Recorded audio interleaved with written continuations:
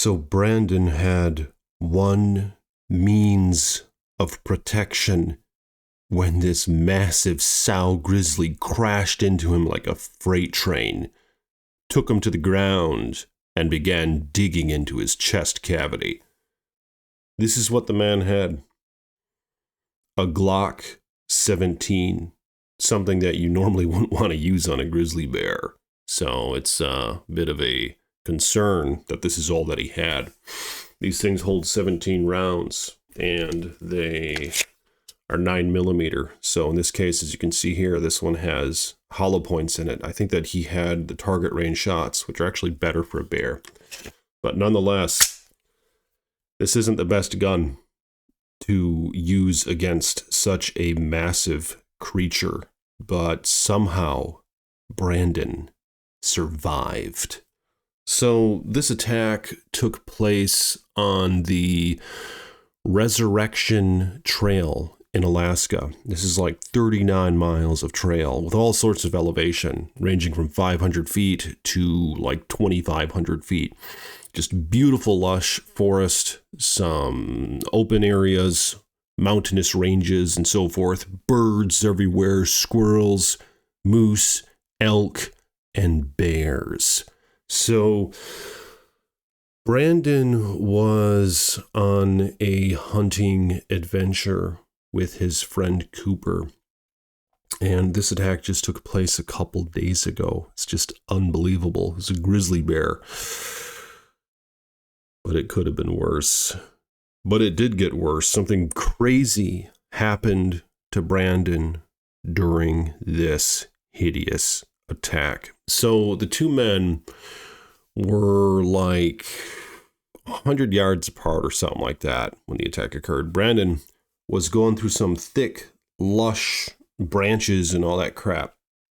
He's just trying to navigate through this treacherous forest, right? And they were hunting for, I think, elk or moose. I'm not entirely sure. But it just happened so suddenly. He heard a sort of huff in the distance, and he peered through the brush, and he could see this massive figure just whoosh by. And that's the thing about bears, is they move so elegantly and so silently. These are truly stalkers of nature and extremely powerful. That's what's so startling about them. I remember I was in Canada a couple of years ago staying at a cabin, and my wife and I and our dog, a German Shepherd female, we were in a bed next to a large window, and right outside the window was the deck, and just this massive black figure just passed along the deck, and you could tell it was, you could almost feel the footsteps, but it was stepping lightly, but just so quickly. It just whooshed across the deck, and my dog was just going hysterical. And I knew right away it was a black bear.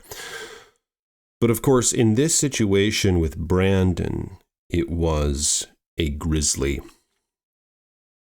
I think it was a sow.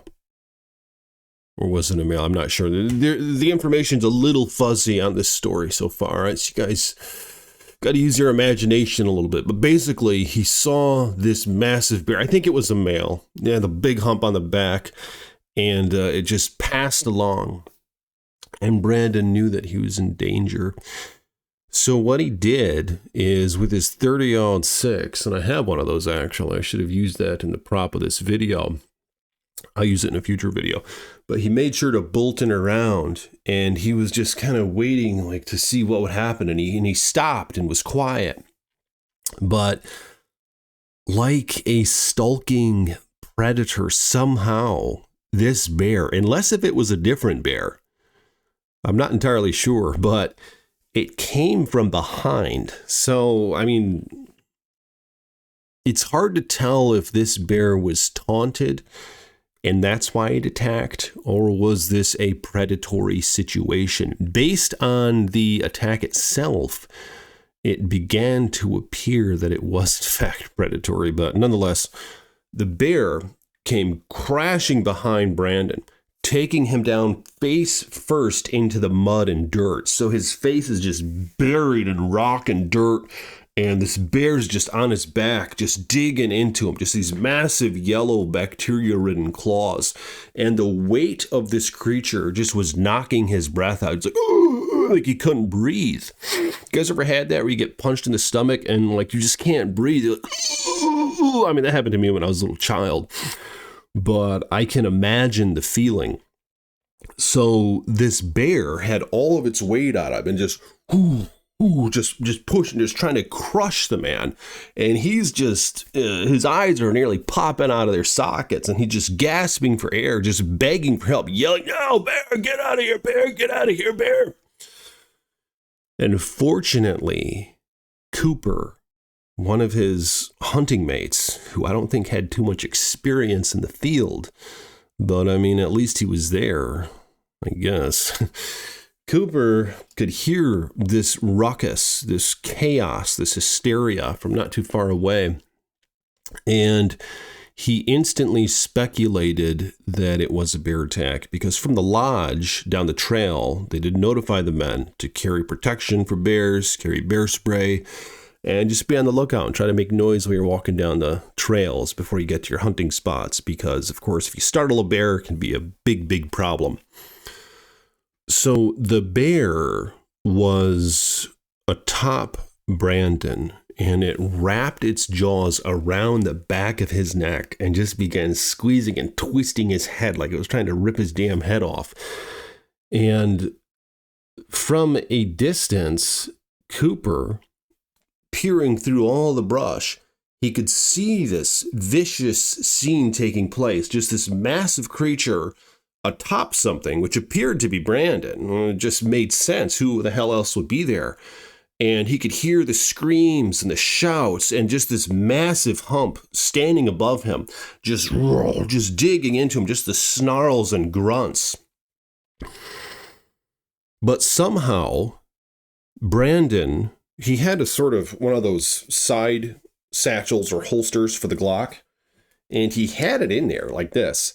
He pulled it out from while he was on the ground like this, and he bent the gun around his shoulder, and pow, pow, pow, pow, he started blasting, which is really, really dangerous. I mean, you could have shot yourself in the shoulder, you could have shot yourself in the head or worse. I mean, who knows? But he was willing to risk it at this point. He was receiving so much devastating damage from this monstrosity of a creature. So the bear was atop him, and he managed to swing his hand around. Unfortunately, he had a round in the chamber, and that's how these things work. If you have a round in the chamber, you can keep pulling the trigger, and it just it basically keeps chambering the rounds. I mean, I know most of you guys know how these things work, but some of you don't, you know. So let's say it'll go like that every time you shoot. Boom, boom, boom, boom. You pull the trigger. Boom, boom, boom, boom, and that's what he was doing. Bow, bow, bow. And the bear standing over him would receive these shots in the shoulder. Boom, boom, one in the chest, and I think one scathed across its skull. But grizzlies have such thick skulls that many would argue that a round from a Glock, or a 9mm anyway, not all Glocks are 9mm, but mine are, wouldn't penetrate the skull of these massive creatures. Now, if you get them in a weak spot, of course, it very well could, but that doesn't necessarily mean that you're going to neutralize it. So I don't know if he hit it in the skull or not. I mean, I don't think he did. And this was a drastic situation. His arm was getting cocked all over the place. The bear was atop him. He was flat on the ground. And just boom, boom, boom, boom, boom, boom. And his buddy Cooper saw this hell being unleashed before him. Could you imagine being in his buddy's situation, just seeing this scene and just hearing these guns, and you're not knowing where the bullets are going? And the bear's just taking them, just boom, boom, boom, boom, just ooze and drool, just oozing from its mouth, you know, gaping jaws, and it just fought all the more, and it knocked his gun out of the way. I believe in the midst of the attack, it swiped at its gun, and it just blasted the gun away, and it really janked his wrist up. and it held him down. Like, these things are smart. I believe they're known to knock boomsticks out of men's arms. All right, it was just unbelievable.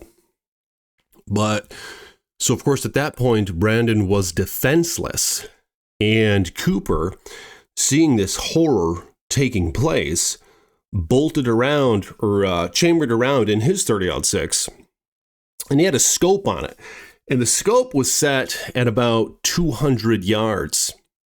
And the problem was, at this point, Brandon was only about 50 yards away. So I don't know if he factored that in. As many of you probably know, you have to focus in a scope, or not focus it, but you have to move the reticles on it depending on how far away the target is, because that's just how the trajectory works. The scope's on top of the rifle, so it usually is on a slight slant, because the rifle barrel is going up like this, and then the scope is like this. So they have to meet. You know what I mean? They kind of have to meet eventually. Your reticle on the scope and where the bullet is going. So his was oriented to where it was supposed to be at 200 yards. So I don't know if this is how the mistake was made. Probably not. I think the guy was just jostled and he didn't quite get in a good shot, but he took a shot and he looked over at this scene. He aimed for the center of mass of that humongous creature on top of his friend. I mean, he didn't know what else to do. What are you going to do? You're going to just, the man was probably seconds away from death. You could say, well, Cooper could have gotten closer. He could have shouted at the bear more or something like that. But the bear was determined, especially after receiving a couple bullets from that 9mm. At that point, it really wanted to make sure that this target was neutralized. Wow, what a hideous attack. So Cooper scoped in that round, aimed at the center of mass, to my understanding, but the bear was just jostling around, yanking the buddy around, picking him up, sliding him into the ground. So, it was hell. But then, boom, it took a shot. And perhaps by luck, it didn't hit a vital area on Brandon's body. But yeah, that's right. This missed the bear. All right. It missed the bear and it went through his buddy Brandon's leg. The kind of the middle of the thigh where that massive, what bone is that? I can't remember the name of the bone, but it went through that, shattered the hell out of the bone. And I believe it penetrated through the other side. 30-06 are massive bullets. I should show you guys mine in another bear video that included one. But, so of course he hears these bloody screams. It's, Cooper! Like he shot his friend. Obviously it was an accident, but what do you expect? This was, it was pretty intense. Folks aren't prepared for this stuff. And he was confronted with a situation, and he acted in the way in which he deemed to be the most logical way to act. If he gave it a couple more seconds, his buddy could have been dead, all right? Now, yeah, he could have hit him in the skull or something, and then it would have been a completely different story, or in the heart, or wherever, somewhere in the midsection. And Brandon probably wouldn't be here today. But unfortunately, that's not the way that it went. Now, something about this shot startled the bear, and it kind of jostled the creature, and it jumped off of Brandon, looking over at Cooper, just kind of wondering what the hell just happened. And at this point, Brandon scrambled over to his pistol, picked it up, and turned it, and just started blasting the bear. Just boom, boom, boom, boom, boom, and he filled that thing with rounds. And I think Cooper, after realizing his mistake, still was willing to help and do what he could. So he chambered another round, he bolted that thing in there, and he took another shot at the midsection of the bear. And this time he hit it. And that 30-06 round does a lot of damage. So it hit it in the midsection. Brandon was filling it up with his, I think he unloaded the frickin' magazine on the thing. And like I said, these things hold 17 rounds. So, and they neutralized the target. I don't know who had the final shot. But that's just how it went, man. Just unbelievable. Yeah, and I carry one of these things around, even in bear country, but I'm in black bear country, and a little 9mm, I think. The good thing about them is they don't have as much recoil as the higher calibers, so you can actually hold it more steady and get more rounds out. Bum, bum, bum, bum, bum, bum. Even though they say with a bear attack, you usually only get 1 or 2 out anyway, but situationally, I think the 9mm could be sufficient. But that's what happened in this attack, and the bear, fortunately, was neutralized, and it was a bloody mess. Cooper's leg, or Brandon's leg, was all shattered and jacked up, and his back was all ripped up, torn into his neck. His face, the bear scathed its massive claws over his face a couple times. I mean, he was messed up. You know, his flannel shirt was all torn up with blood and flesh coming out. But fortunately, they were able to get reception, and they had a medevac, is that what you call it, the helicopter rescue? And they flew him to the nearest hospital. And fortunately, he's in stable condition. I'm not sure to what extent his injuries are, and if he's going to have to put up with the pains from them for a long time or the rest of his life. But to my understanding, he's still, for the most part, intact. But jeez, this is a bit of a different video, I know, than my usual. Chilling tale, can we call it that? I don't really know, but I'm posting it on this channel anyway. It was just unbelievable. And I am curious what you guys have to say about this style video. You know, do you want to hear more, hard takes, raw takes, or whatever on these current situations?